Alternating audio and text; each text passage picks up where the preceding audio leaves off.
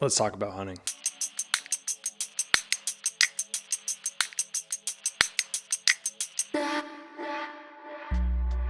I'm the first hunter in my family in over 3 generations. Growing up in Los Angeles as a kid, hunting wasn't a part of my vernacular. It wasn't a way of life. I didn't have a family member who showed me how to do it. I knew that something, though, was broken. The system I was participating in, it didn't feel natural, and it felt like there was a better way.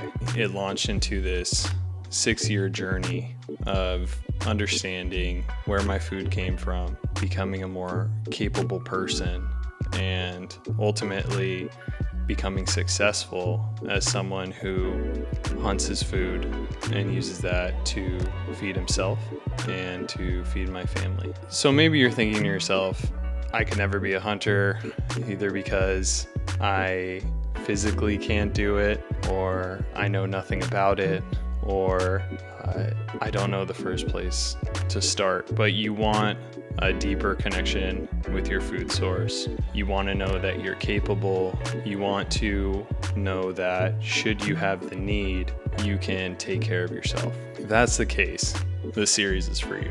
The first thing when you want to get into hunting, you get your hunter's ed, your education. Doing your hunter's ed is just the first step in this process. It's not going to make you a good hunter, a better hunter. It's not even going to teach you how to hunt.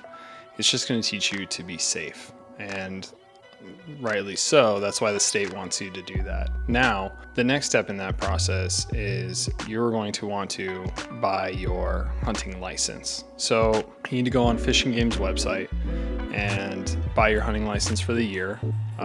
The price changes depending on a variety of factors, what state you're in, as well as if you're a resident of that state or you're a non-resident of that state that you'd like to hunt in. So once you have your hunting license, you need to figure out when you're going to hunt and what you're going to hunt. Hunting, much like the seasons of life, has its own season, and this is dictated by Fish and Game and biologists. So how do I personally do it? I tend to break up my season into this yearly rhythm. Starting off in April in the spring, I tend to hunt turkeys all the way till about May, taking a little break and then picking it back up in June and July, where I'll be off the California coast. I'll be spearfishing for yellowtail, calico sea bass. That's when a lot of pelagics start to come through. Once that starts to die down and the water starts to get colder, we start to move into the fall, and I'll start hunting deer, followed by elk. Sometimes I might hunt antelope early in the season. I think that they are really great for getting you primed and ready, almost like a conditioning routine for bow hunting later for deer and elk. And I think it's great.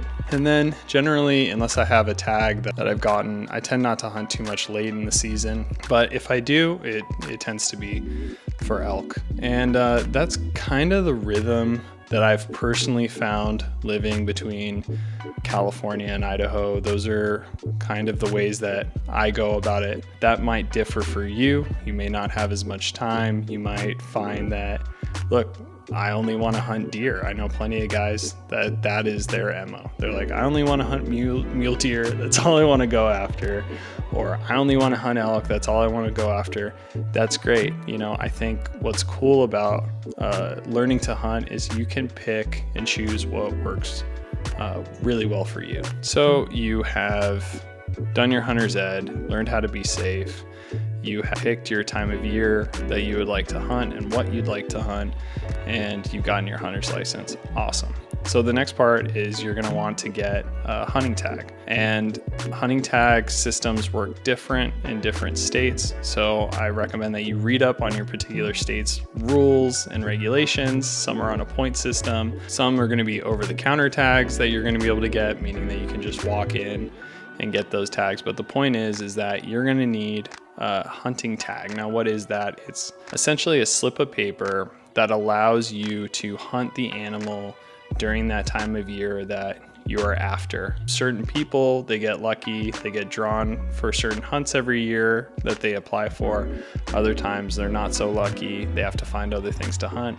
This is the way that the system works. I, again, implore you to learn your state's rules for hunting tags. Do not go and hunt animals without a hunting tag. That is poaching. It's highly illegal. It's a federal crime, and it's going to get you in a lot of trouble. So make sure you don't do that. So you got your hunting tag, and now you need to plan out your hunt, and you need to get some gear. And that's what I'm going to cover in these subsequent videos. But that does it for this intro video on learning how to hunt. Again, I try to keep it super basic. If there's something that I missed, please include it in the comments below. And if you want to see more content like this, then subscribe to my channel. But until then, stay radical.